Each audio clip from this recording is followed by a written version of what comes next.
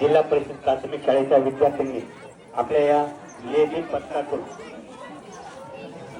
वरतोड किंवा अधिक त्याचबरोबर स्वस्तिक या कवायतीनंतर श्री गोदादेवी महिला लेझिम पथकाचं सुंदर पथक सादरीकरण होईल।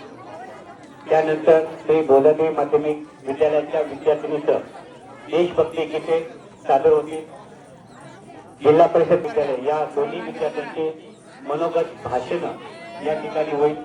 या निमित्ताने इयत्ता 10वीच्या ज्या विद्यार्थिनीने आपलं जिद्द आणि अचूक अभ्यासक्रमाच्या जोरावर त्यांनी ज्या यशवंत झाल्या त्या सर्व गुणवंत विद्यार्थ्यांचा सन्मान सोहळा या निमित्ताने होणार आहे।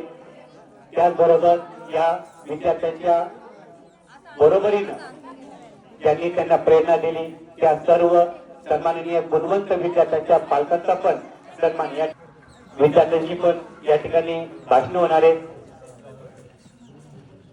तरी आपण आता या जिल्हा परिषद प्राथमिक शाळेच्या विद्यार्थ्यांच्या कवायतीचा आपण आनंद घेऊ।